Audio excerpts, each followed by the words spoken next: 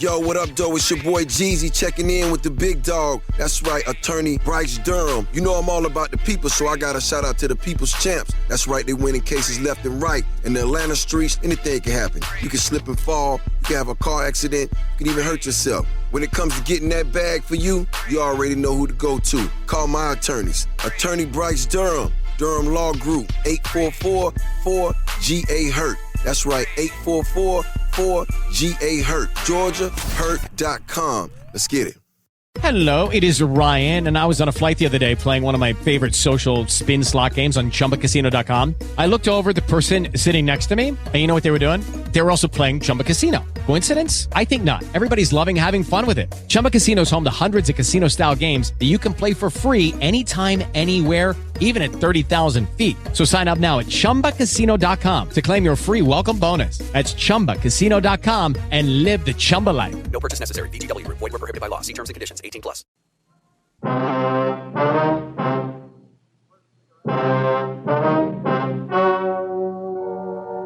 Ladies and gentlemen, the story you are about to hear is true. The names have been changed to protect the innocent.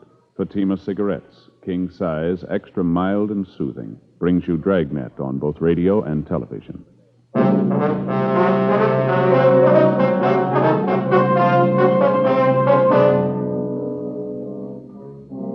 You're a detective sergeant. You're assigned to robbery detail. An elderly man has been beaten and robbed of a fortune in unset diamonds. The thief has made good his escape. Your job, find him. Friends, the name Fatima has always stood for quality.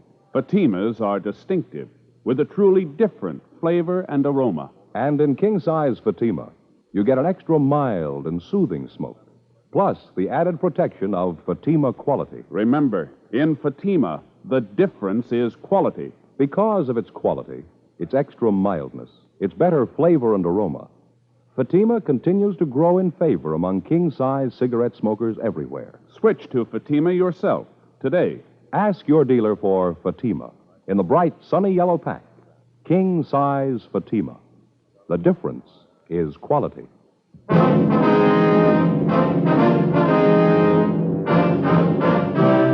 Dragnet, the documented drama of an actual crime. For the next 30 minutes, in cooperation with the Los Angeles Police Department, you will travel step by step on the side of the law through an actual case transcribed from official police files. From beginning to end, from crime to punishment, Dragnet is the story of your police force in action. It was Tuesday, July 12th. It was hot in Los Angeles. We were working the day watch out of robbery detail. My partner's Frank Smith. The boss is Captain Didion. My name's Friday. It was 10:46 a.m. when we got to the Morgan Hotel. Room 922. Yes? Police officer, sir. My name's Friday. This is my partner, Frank Smith. Oh, yes, sir. I'm the manager, Arnold Jackson. Yes, sir. We're here regarding the robbery, sir. Oh, Mr. Ruman's in their bedroom. He's lying down. Has there been a radio unit here, Mr. Jackson? Yes, they just went down the hall. I see. The victim in here, sir? Yes, that's right. Thank you very much, Mr. Jackson. Sure. Mr. Ruman? Yes? My name's Friday, sir. This is my partner, Frank Smith, Central Robbery. Oh, yes, Captain Friday. No, sir, it's Sergeant, Mr. Ruman. Sergeant? I thought sure they'd send a captain. Well, now, if you can just tell us what happened here.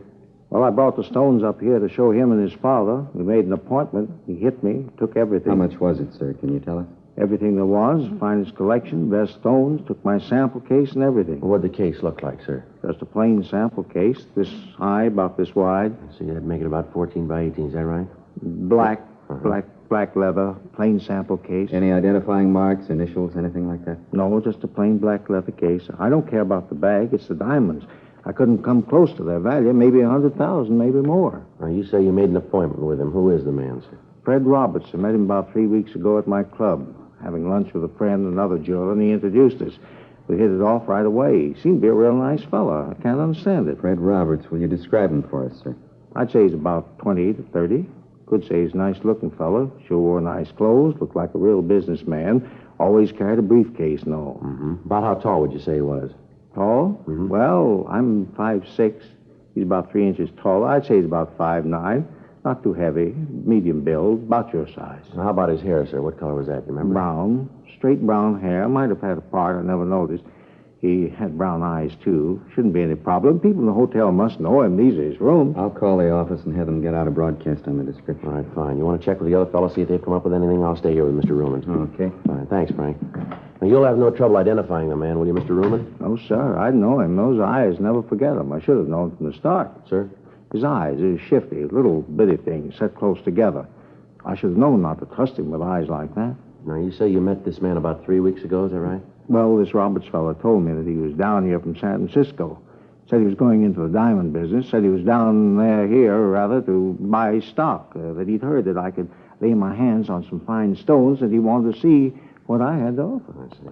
Did he say that he was going to buy the stones himself? Oh, no. He told me that his father was putting up the money. He said that his father was coming down here today, and that if he liked the merchandise, we could make a deal. Funny thing, though, I should have known right off. What's that, sir?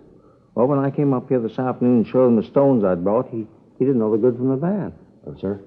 Well, in almost any collection, there's bound to be a few stones that aren't absolutely perfect.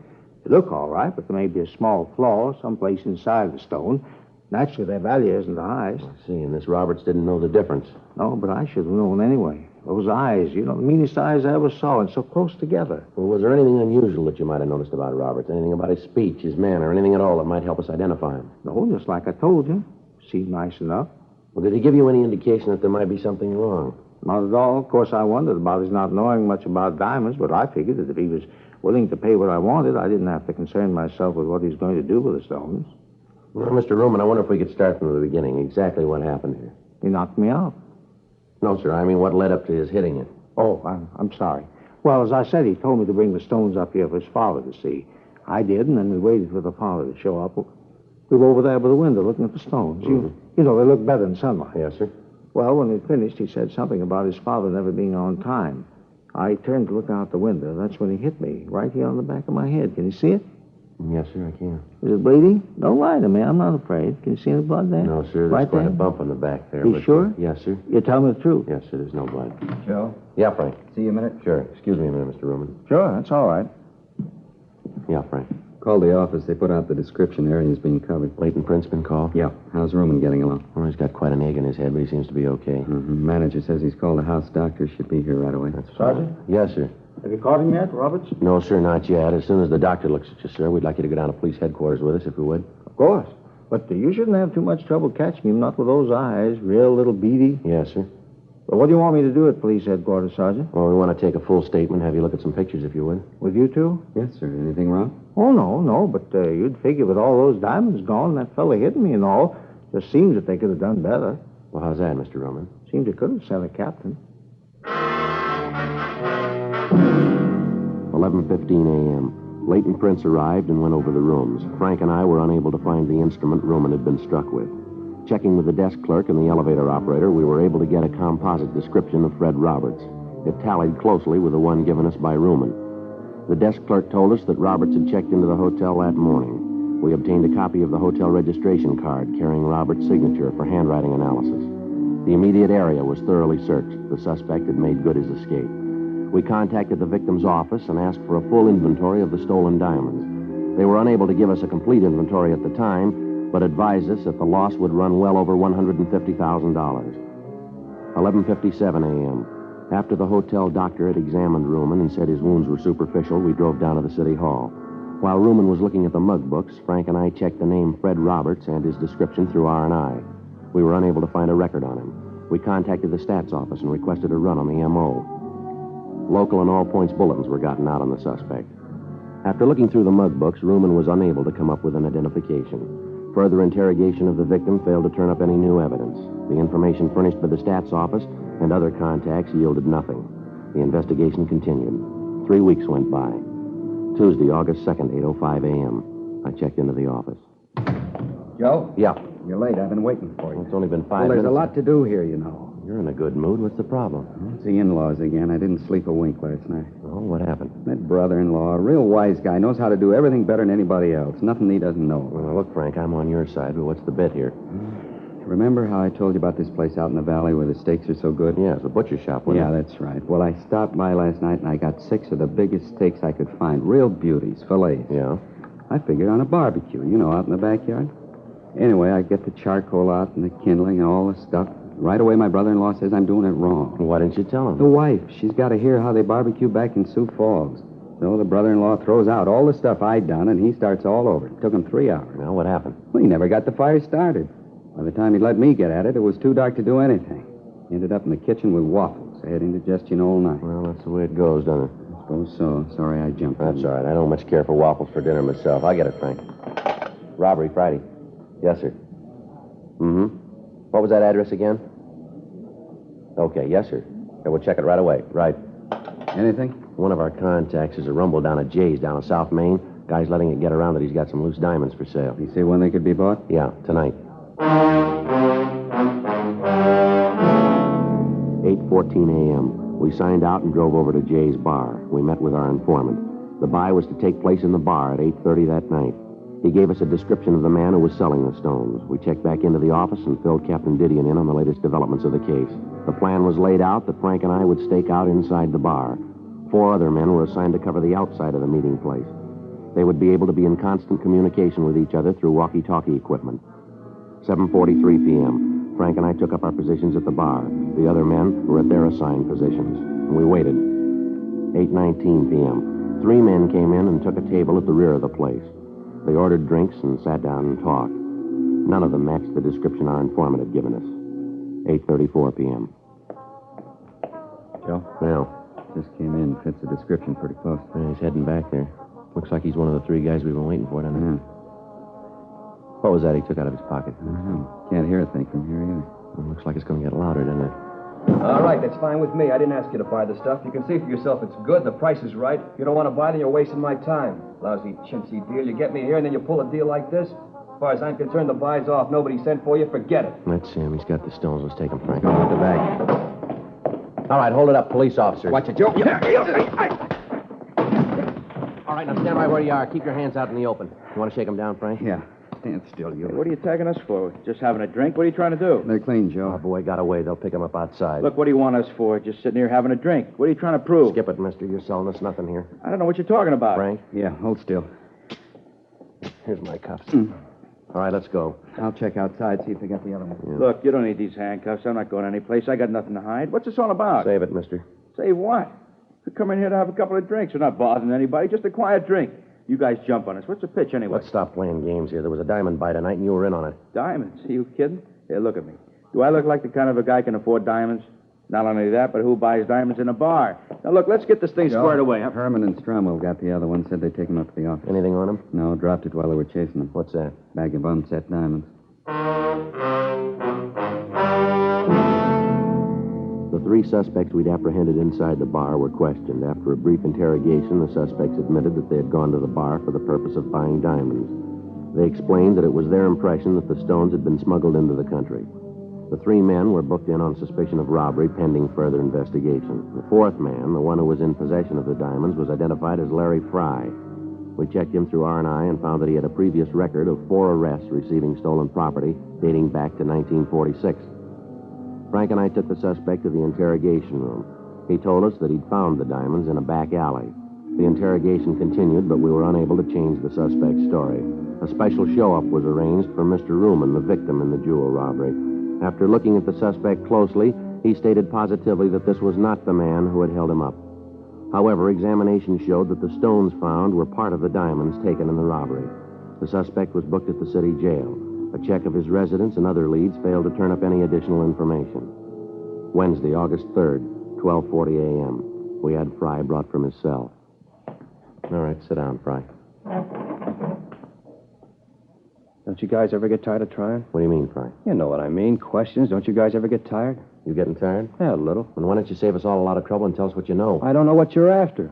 Believe me, if I knew what you wanted, I'd try to help. Suppose we start again. Anything you want. I got nothing but time. Where'd you get the diamonds? I found them. Where? In an alley. What alley? I don't remember. You find 20,000 unset diamonds in an alley? You don't remember which alley? That's right. I don't remember which alley. There's a lot of alleys in L.A. Now with $20,000 in diamonds laying around. True. Then why don't you tell us where you found the diamonds? I told you, in an alley. What were you doing at Jay's place? Having a drink. That against the law? No, but trying to sell stolen diamonds is. All right, you called it. I was there to sell diamonds, but I didn't know they were stolen. I tried to sell them, just trying to make a buck. Everybody's got to live. I told you, now leave me alone, huh? I got enough trouble in this can with this lousy chow they throw at you. I don't feel so good, huh? Let me go back to my cell and lay down. Oh, kid, you guys ever eaten this jail food? It's terrible. I've eaten it. It's not too bad. You got a stomach made out of solid brass. I'd like to have the bromo concession around here. Look, I really wish I could help you guys, but honest, there's nothing to tell. I found the diamonds in an alley. Sure, I tried to sell them, but that's it.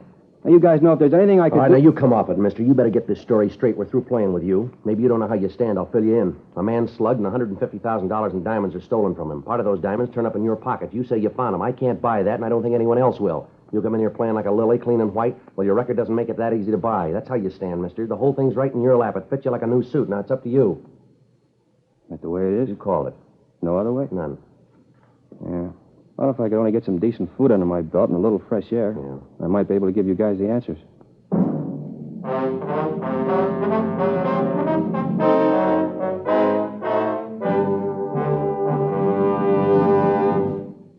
You are listening to Dragnet, authentic stories of your police force in action. Friends, the name Fatima has always stood for quality. Fatimas are distinctive, with a truly different flavor and aroma. And in king-size Fatima, you get an extra mild and soothing smoke, plus the added protection of Fatima quality. Yes, there's a good reason why Fatima continues to grow in favor among king-size cigarette smokers everywhere. In Fatima, the difference is quality. Quality of tobaccos, the finest Turkish and domestic varieties, extra mild and superbly blended to give you a much different, much better flavor and aroma. Quality of manufacture. Smooth, round, perfect cigarettes. Rolled in the finest paper money can buy. Quality, even to the appearance of the bright, sunny yellow pack. Carefully wrapped and sealed to bring you Fatima's rich, fresh, extra mild flavor. So next time, insist on Fatima quality. Look for the bright, sunny yellow pack. Smoke Fatima, the extra mild and soothing king-size cigarette, with the added protection of Fatima quality.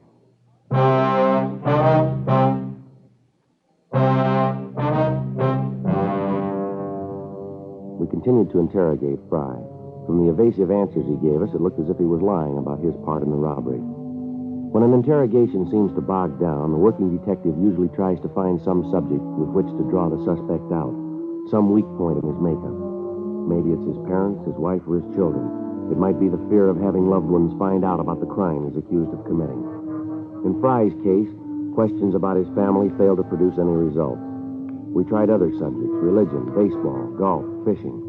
None of them seemed to bring him out of his shell. Occasionally, during the interrogation, he'd refer to the jail food, comparing it to the other food he'd eaten. As the questioning went on, we found that Fry considered himself a gourmet, talking about the dishes that he'd eaten at various restaurants. We tried to lead the questioning around to the diamond theft, but he constantly brought the conversation back to food. Fry had presented us with a possible wedge, and we decided to use it. We signed him out of the city jail and drove him down to Phillips' restaurant for dinner. When the waiter brought the menu, Fry didn't read it. He ordered soup, salad, and 2 French dip sandwiches. As he ate, we tried to get him to talk, but he refused, saying that he wanted to finish his dinner first. Frank and I each had a sandwich and some coffee. Fry continued to eat. He ordered 2 more sandwiches. Finally, he pushed his chair back and said that he'd had enough. Now for some dessert, huh? Dessert? Yeah, a meal's not complete without dessert. Figure I'll have some apple pie a la mode and some coffee. How is the coffee here? It's good. Now, how about the information? You know, Friday, that's why you can eat that jail food. You don't take care of your stomach. You got to learn to relax after a meal. Relax, you'll live longer. Well, what was that song and dance you gave us about telling us all about it? Just a gimmick to get a free meal? I told you, take it easy. I'll give you the story after dessert. All right, Frank. Yeah. Get the pie and coffee. Now, the waiter seems to be busy. Sure. You wanted that a la mode, Fry? That's right, a la mode. No cream in the coffee. Nice place here. They do a good business. They've been here a long time. Best French dip sandwiches I've ever eaten. Nice and lean, aren't they? Yeah, they put out a good meal. Here's your pie and coffee. Thanks. 3 spoons of sugar? That's right. Coffee sure smells good. Hey, it tastes good, too. All right, let's get on to business, Fry. Now, what about the diamonds? Where'd you get them? From a guy named Joe. What's his last name? Never heard it. He gave you the diamonds to sell. You don't know his last name? Yeah, that's right. Where'd you pick up the diamonds? Didn't. Joe came by my house and left them. What's this Joe like? Oh, medium height, about 32, medium weight. How about his coloring? Medium. He's a real ordinary-looking fellow. Where'd he say he got the diamonds? And he brought them out from the east with him. Didn't tell me where he got them back there. I think he's done time someplace. Why'd you say that? I just figured it. The way he talks, the way he handles himself. Got the marks. You'd know him if you saw him again? Oh, sure. Think you could point him out to us? Have you got him? No, but if he's done time, there's a mug of them. Figures we got it. Want to look through the mug books? Sure. How did this Joe get in touch with you? Called the house, told me what time he'd be there. When do you usually call? Most any time. I know what you're figuring, but it won't work. This whole thing's been in the papers. He won't call me now. Too smart for that. He won't show. How about the diamonds? Don't you think he'll be sore about you being picked up? So he's sore. He's got no beef. He's still got 130 grand in stones. He's got no worries. Say, how about some more No, coffee? you've had it for tonight, Fry. Let's go. Oh, thanks for the meal. Sure appreciate it. Yeah. That jail food was killing me. You know, a good meal always makes me sleepy. Sure getting late. Hey, let's knock it off for tonight, huh, fellas? I'm bushed. Now, let's look through the mug books, then we can call it a night. Honest, fellas, I'm so tired I can hardly see straight. Feeling like this, I couldn't be sure. All right, Fry, we'll take you back, and we'll see you the first thing in the morning so we can get started. Okay. Say, I was just wondering. Yeah? You think you could work out something for breakfast? 2:30 a.m. After returning the suspect to the city jail, Frank and I went back to the office. We were certain that Fry was in some way implicated in the diamond theft, but we didn't know just how he fit in. Frank and I signed out and went home to get some sleep. 4:45 a.m. I got a call from the business office that a man who identified himself as Joe Ashton had been picked up on a drunk charge. When arrested, he was carrying a black leather case, similar to the one taken in the robbery, containing a large quantity of unset diamonds. The man was belligerent, and other than his name, he refused to tell the arresting officers anything. I called Frank and picked him up on the way into the office. When we arrived at the city hall, the suspect had sobered up considerably, and with a little questioning, he identified himself as a jewelry salesman from Oakland, California. We contacted his employer in Oakland and received an identification on him. Further investigation showed that Ashton was in legal possession of the diamonds. During investigations, false leads are constantly turned up, and although circumstances may tend to discount them, each one has to be thoroughly checked out. 7:45 a.m. Frank and I had breakfast at Johnny Cokin's, and at 8:32 we signed Fry out of the city jail for interrogation. You had breakfast yet, Friday? Yeah, I just finished. Not too bad. How about you, Smith? Yeah. What'd you have? Waffles? Yeah, I sure like some hot waffles. I didn't eat here. Figure you guys might take me out again? What are you trying to prove, Fry? Now, let's go over and look at those mug books, huh? Okay. Hands behind you. Oh, now, look. Behind you. All right, let's go. All right, in the elevator. I'll get it, Frank. Yeah.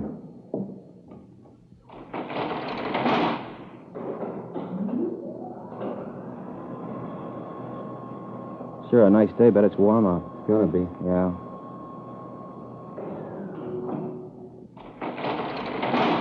Go ahead. Sure you guys don't want a cup of coffee? No, I told you we've eaten.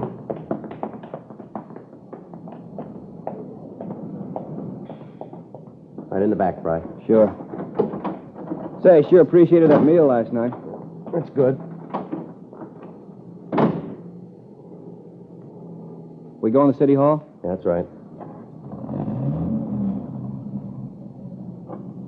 That way you keep the mug books? Yeah.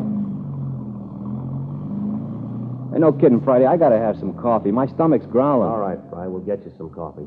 You know that whole bit about Joe doesn't ring. I'm afraid we can't buy it. Okay, so it's a phony story, but I'll give you the right one. Where'd you get the diamonds? From a guy out in the valley. Where in the valley? Out at the Astor Studios. At a picture lot? Yeah. Frank, let's head out the freeway. We're going out the valley. Hey, wait a minute. I don't want to see him. He'll blow his top if he finds out I told you. This guy's crazy, a real nut.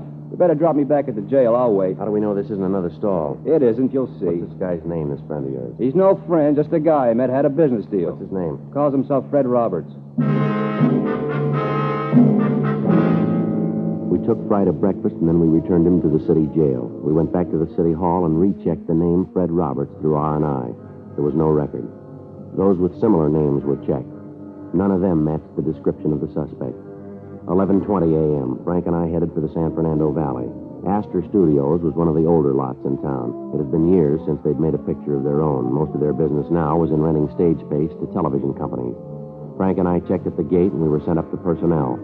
The company records on Roberts showed that he'd been at the studio for 4 years in the property department. According to the girl in the personnel office, Roberts was highly regarded by his employers and fellow workers. She told us that we could find him in the prop building on the back lot. Frank and I started back to see him. That must be it back there, the big building with all the windows. Yeah. Sure a lot going on, huh? Yeah, TV's using a lot of movies, I guess. Most of the good stuff's on film, isn't it? Suppose so. About all Elizabeth likes to watch is the wrestling matches with those real old movies. I don't get to see much of the new stuff. If she's not looking at some show that's 20 years old, the kids are watching a puppet show. Well, you need two sets then. I've been thinking about that show. Not that I don't like wrestling, but I'd like to see the ball game once in a while. And those news forum shows. You know, keep up with what's going on in the world. Yeah. Looks like it here, huh?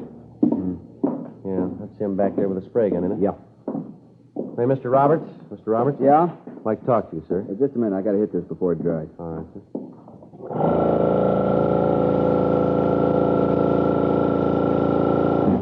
All right, now what can I do for you? Police officers, Mr. Roberts. Like to... What, Joe? Wait a minute. Hold still. Who'd you say you were? Police officers. Oh, I'm sorry I caused you this trouble.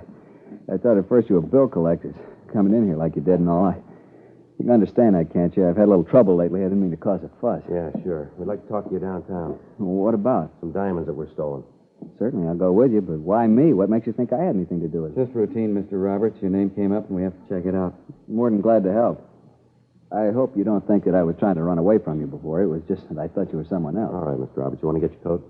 Sure. I'll have to call the front office and tell them where I'm going. I'm the only one here today. No, we'll call them on the way out. Fine.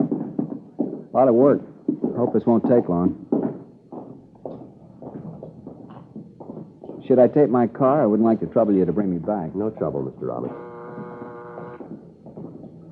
Sure a nice day, isn't it? Good for exteriors. Exteriors? Yeah, you know, outdoor shots. Good light. Oh, yeah. Run into a lot of trouble if you haven't got good light. Like to take a look around? No, I'm afraid we haven't got the time, Mr. Roberts. All right, here's the car. Say, I don't want to tell you fellas your business, but can't we talk here? I really shouldn't leave. No, I'm afraid not, Mr. Roberts. There's someone downtown we want you to meet. Oh? Yeah, a man by the name of Ruman, Sam Ruman. You said Ruman? Yeah, that's right.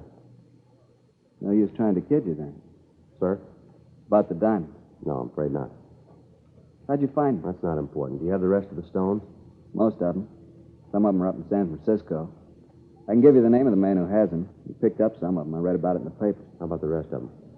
Buried them on a golf course south of here. I can show you the place. You want to get them now? Yeah, we'd like to, yeah.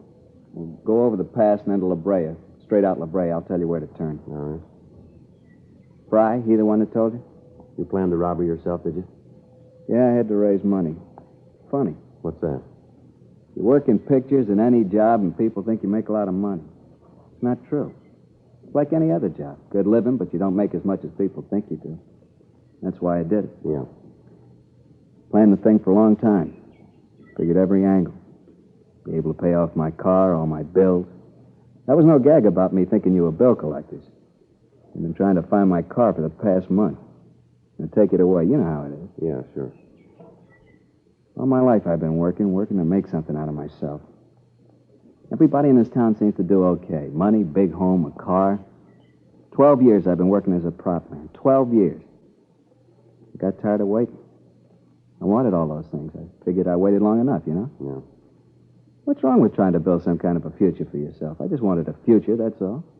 Yeah, well, you got one.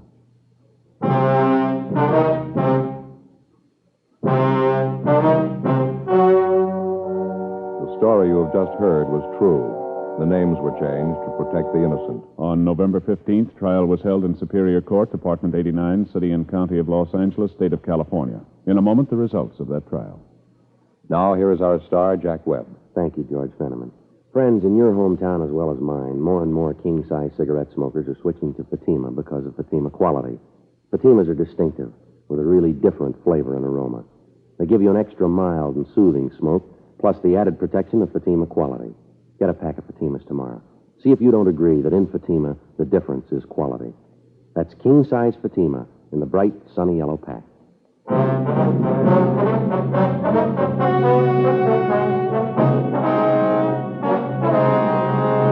Fred Roberts was tried and convicted of robbery in the second degree. Robbery in the second degree is punishable by imprisonment in the state penitentiary or in the county jail. He is now serving his time in the county jail. Ladies and gentlemen, at this very moment in Korea, the lives of soldiers wounded in battle today are being saved by transfusions of blood and blood plasma. You can give these men the gift of life, a pint of your blood. The Department of Defense is calling for all Americans to roll up their sleeves. There is no substitute for blood. The need is urgent. The need is now. Call your local Red Cross chapter or blood donor center for an appointment. And please keep it.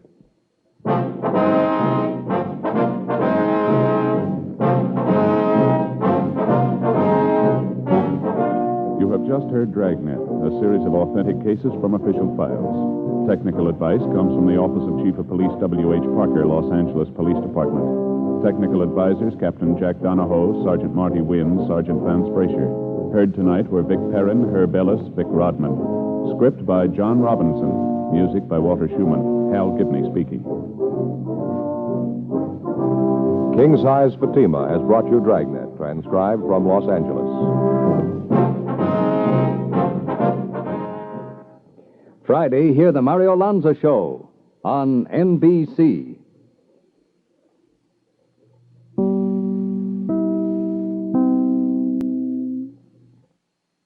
With the Lucky Land Slots, you can get lucky just about anywhere. This is your captain speaking. We've got clear runway and the weather's fine, but we're just going to circle up here a while and get lucky. No, nothing like that. It's just these cash prizes add up quick. So I suggest you sit back, keep your tray table upright, and start getting lucky. Play for free at LuckyLandSlots.com. Are you feeling lucky? No purchase necessary. Void where prohibited by law. 18+ terms and conditions apply. See website for details. During the Jeep Wrap Up the Year event, get up to 15% below MSRP on select 2023 Jeep brand vehicles. 10% or 15% below MSRP, depending on model. 10% below MSRP eligible vehicles include Gladiator Overland, Compass excludes Sport, Grand Cherokee excludes 4xe, Laredo, Grand Cherokee All excludes Laredo. 15% below MSRP eligible vehicles include Gladiator Sport, Compass Latitude, and Renegade. Not compatible with lease offers except Gladiator or with any other consumer incentive offers. Residency restrictions apply. Take delivery from dealer stock by 1/2. Jeep is a registered trademark.